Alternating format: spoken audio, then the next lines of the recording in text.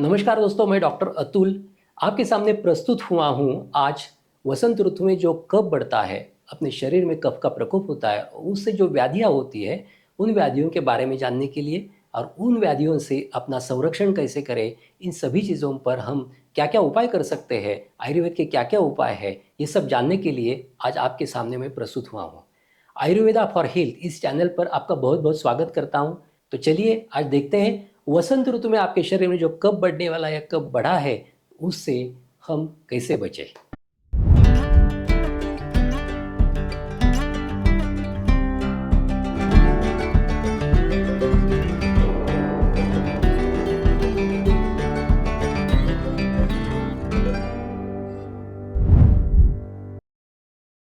दोस्तों, वसंत ऋतु में कब क्यों बढ़ता है पता है आपको? तो ये सब ऋतु चक्र है।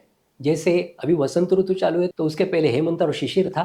तो हेमंत और शिशिर ऋतु में ठंडक ज़्यादा रहती है। इससे होता क्या है, तो हमारे शरीर में जो कफ होता है वो फ्रोज़न हुआ होता है, ऐसा स्टैग्नेट हुआ होता है पूरे बॉडी में, और वो ऐसा फैलता नहीं है किधर, या एक ही जगह रहता है। अभी जब वसंत ऋतु आता है तो सूर्य की तपिश बढ़ती है, और तपिश बढ़ने के कारण हमारे शरीर में भी गर्मी बढ़ती है, और गर्मी बढ़ने के कारण हमारे शरीर में जो कफ है, जो स्टैग्नेट हुआ है, वो पतला हो जाता है और कफ का प्रकोप हो जाता है, और यही पतला कफ अपने पूरे बॉडी में फैल जाता है और व्याधियों की निर्मित करता है, व्याधियों का निर्माण करता है। और इस बढ़े हुए कफ से सर्दी है, खांसी है, फिर सांस की तकलीफ है, त्वचा के विकार है, आलस्य है, दिमाग न चलना है, और सर भारी होना है, ये सभी प्रकार की व्याधियाँ होती दिखती है। तो इन व्याधियों से अगर हमें मिजाज पानी है, इन व्याधियों से हमें बचना है, तो हमें क्या-क्या करना है, ये हमें आयुर्वेद बताता है। वैसे तो पूरे साल में जैसे 12 महीनों का साल होता है, जिसे संवत्सर भी कहते हैं, जैसे आयुर्वेद में इन 12 महीनों को 6 ऋतु में विभाजित किया है, और इन 6 ऋतुओं को फिर आदान काल और विसर्ग काल, इन 2 विभागों में विभाजित किया है। जैसे अभी चालू है आदान काल।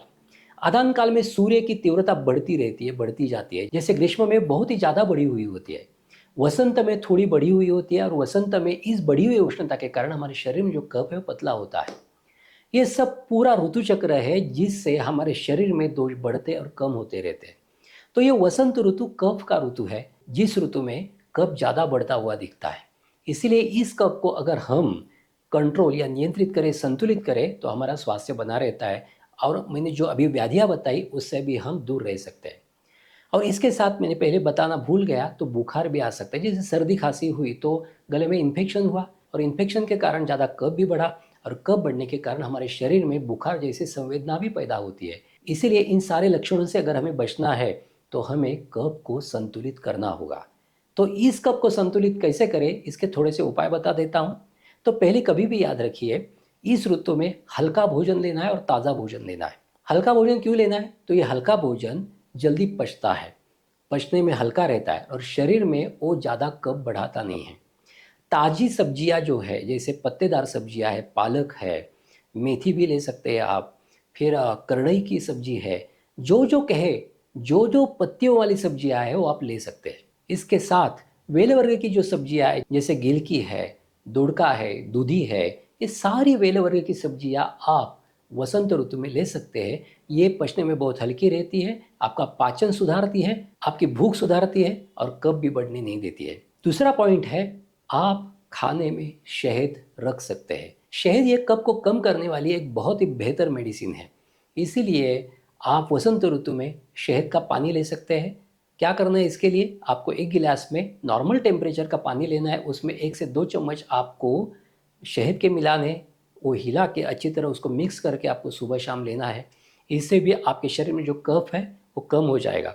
अगर ये पॉसिबल नहीं है तो आप ऐसे ही शहद ले सकते हैं, लेकिन शहद ज़्यादा भी सेवन नहीं करना है, क्योंकि अगर शहद का अजीर्ण हो जाता है तो वो विष जैसा काम करता है, हमारे शरीर में विष जैसे परिणाम पैदा करता है। इसीलिए शहद भी प्रमाण में ही लेना है। इस ऋतु में जो लाही कहते हैं, सातू की लाई है, जवार की लाई है, उसका भी सेवन कर सकते हैं। ये भी पचने में बहुत हल्की रहती है। मूंग की दाल भी आप ले सकते हैं। मूंग की दाल पचने में हल्की रहती है और दोषों को बढ़ाते भी नहीं है, ज़्यादातर वो कफ को बढ़ाती नहीं है। इसलिए मूंग की दाल की खिचड़ी आप सेवन कर सकते हैं। इस ऋतु में आपको दही सेवन नहीं करना है, क्योंकि दही पचने में बहुत भारी रहता है, और वो खट्टा भी रहता है, और उसमें एक प्रकार की चिकास रहती है। इसलिए इस ऋतु में अगर आप दही सेवन करते हैं तो आपका कफ ज़रूर बढ़ेगा। तो इस ऋतु में आप दही में पानी मिला के उसका जो छाछ बनता है, पूरा मंथन किया हुआ, मथा हुआ, तो उसको ले सकते हैं। इससे आपके शरीर में कफ नहीं बढ़ेगा।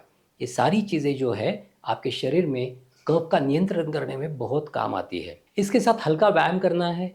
आप योगा भी कर सकते हैं, आप आसन भी कर सकते हैं, आप सूर्य नमस्कार भी कर सकते हैं। हल्का व्यायाम करने से आपके शरीर में ना ज़्यादा वात बढ़ेगा और ना ज़्यादा कफ बढ़ेगा। ये सब चीज़ें, ये सब उपाय आप करिए इस ऋतु में, ये बहुत ज़रूरी है। आहार का भी ध्यान रखिए, नॉनवेज मत खाइए जिससे आपके भूख पर उसका बुरा असर पड़े, क्योंकि इस ऋतु में कफ ज़्यादा बढ़ने से, कफ का प्रकोप होने से उसका परिणाम आपके भूख पर भी होता है। भूख मंद हो जाती है। इससे आप जो भी कुछ खाना खाते हैं वो अच्छी तरह पचता नहीं है और इससे भी व्याधियाँ होने की आशंका ज़्यादा रहती है। तो इसलिए भूख का भी ध्यान रखना है और ये सब उपाय आप करिए, आपको बहुत अच्छा फ़ायदा होगा। अब यही रुकते हैं, फिर मिलेंगे एक नए विषय के साथ इस स्वास्थ्य चैनल के थ्रू। अगर आपको आज का वीडियो अच्छा लगा तो आप उसको आपके मित्रों से शेयर करिए, लाइक करिए और अगर आपने सब्सक्राइब नहीं किया है तो सब्सक्राइब भी कीजिए। अब यहीं रुकते हैं, यहीं आपसे आज्ञा लेता हूँ। फिर मिलेंगे एक नए विषय के साथ। तब तक स्वस्थ रहिए, मस्त रहिए। धन्यवाद।